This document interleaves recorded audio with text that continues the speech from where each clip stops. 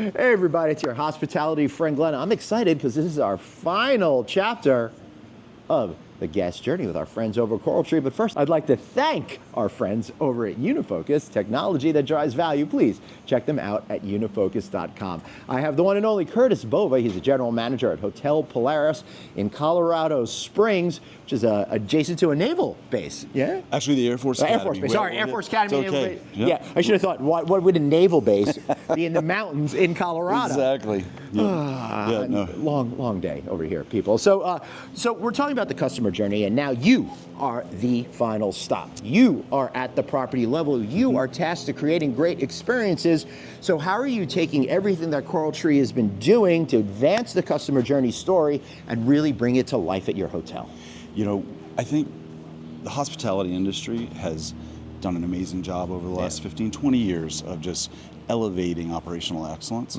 I think the CoralTree difference, we really try to focus on the connection, making an emotional connection, not to just earn the stay, but earn the repeat stay. So that starts right when they make the reservation. Right, so you've got to have that right mind frame. So you're not just looking for today, you're looking to cultivate a long-term customer. 100%. Right. And it starts with trying to find out the true purpose and intent of their stay as much as we can.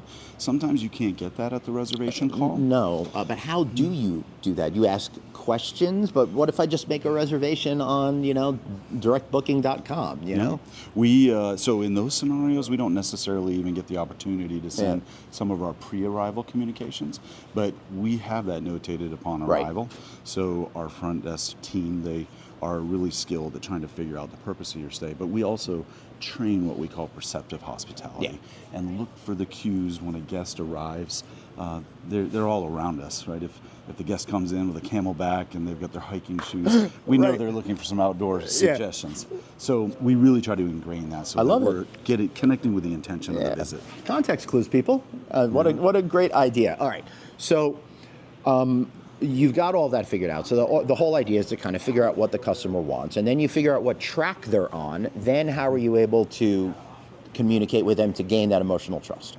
We do that in a number of ways throughout the property. What we actually have a QR code mechanism that will allow you to choose your own itinerary based on your motivations. Right. So we have a lot, because we are at the north gate of the Air Force Academy, we have a lot of folks that fit under the patriotic profile. So we have pre-made itineraries of things that they can do on property and off property to really make the most of not only the Hotel Polaris experience, but the entire Pikes Peak region. How are you thinking about connecting with the guests just through everyday interactions to the property?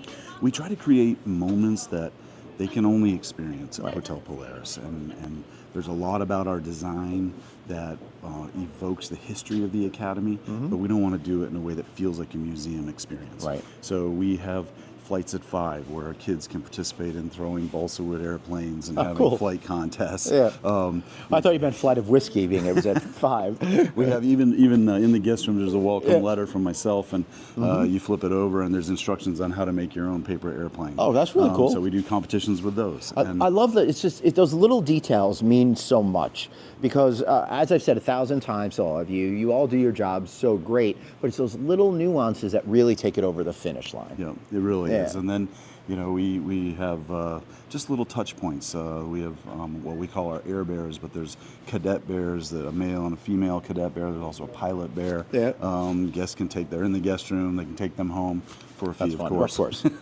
Ancillary revenue is the word for 2026, Absolutely.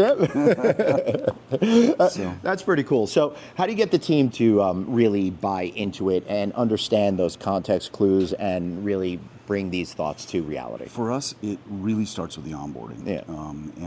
I'll back up and I'll say it really starts with selection in terms of hiring. But for personality as opposed to skills and all of that. Absolutely.